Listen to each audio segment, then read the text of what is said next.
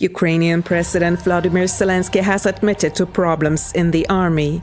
There is a lack of men and morale needs to be improved, said Zelensky. A new mobilization law is intended to remedy this situation. That's what it sounded like on May 18th in the 8 a.m. news on SRF1. On the same May 18th, this new, stricter law on nationwide mobilization came into force. However, the SRF completely fails to mention the merciless measures and punishments for refusal and what new possibilities the law opens up for the military. SRF is thus complicit in the crimes committed by the Ukrainian government against its own people. Take notice of this cry for help from Ukraine that reached KLA TV on the same day, May 18, 2024.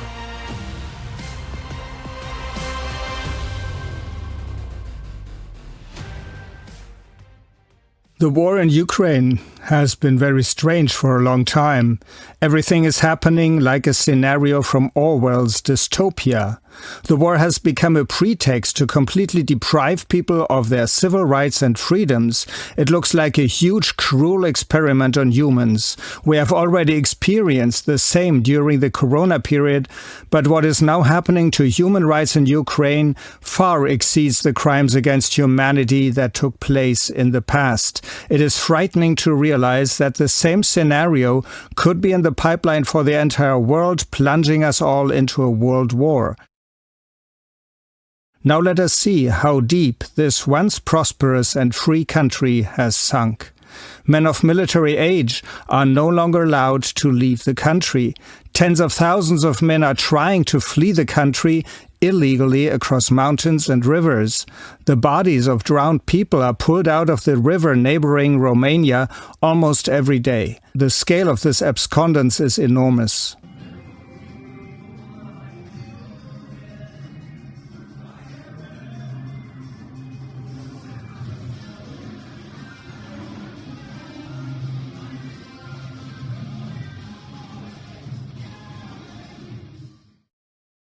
The remaining men in the country obliged to join the military, that is, those aged between 18 and 60, are picked up on the streets of the city, beaten and forced to the front. The extent of these atrocities cannot be estimated. They are taking place in all parts of Ukraine.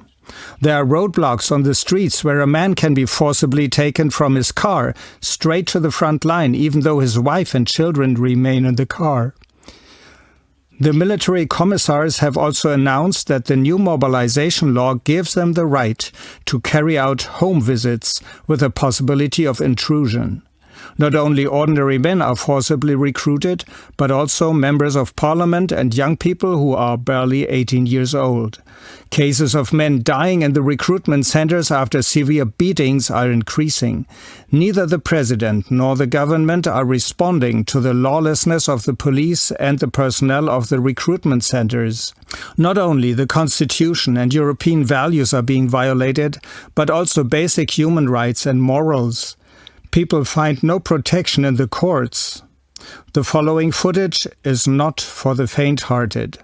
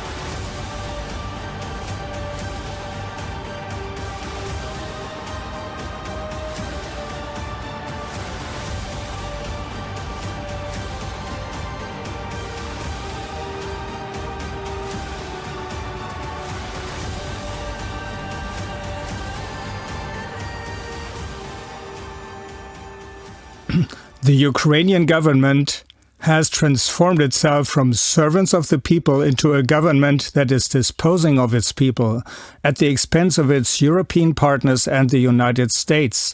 Permanent representatives of the European Union, such as OSCE, UNICEF and others, pretend not to notice these human rights violations and are thus complicit in the mass extermination of Ukrainian citizens.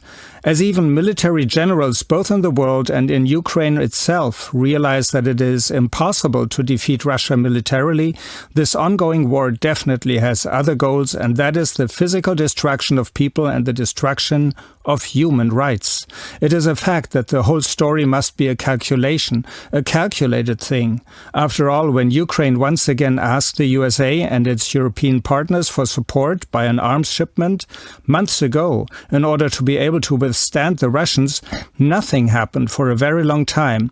However, when the Ukrainian Verkhovna Rada passed a new law to intensify mobilization on May 18, 2024, this U.S. Congress voted in favor of handing over a new weapons package. Minister Kuleba said unequivocally, "They provide the weapons, we provide the people." It clearly looks as if they do not want a quick victory against the Russians, but rather keep this war going for as long as possible. We are being fleeced as a country. Weapons are only given in exchange for people who are sent to the front, and money is only given in exchange for parts of the economy and for land and raw materials. Not only is it the government itself that mistreats people, but it's always citizens who blindly follow its orders and humiliate their fellow citizens. The people catchers for the front who carry out the forced recruitment are also Ukrainians who can avoid the front themselves in this way and are highly motivated as they get paid in dollars. So the government is destroying its own people by pitting one against the other and stirring up hatred through the corrupt media. When the war will eventually be over and the war crimes tribunals begin, often the wrong people are in the dock. The true criminals have so far been very good at staying in the background. People, don't be so stupid as to humiliate and restrict your own people. The real puppet masters just want people to bash each other's heads with blind rage, so they themselves can act without disturbance. But the wind is increasingly turning worldwide. Peoples are on the move, and very soon the real criminals in all countries will be in the dock, and the people will pronounce judgment.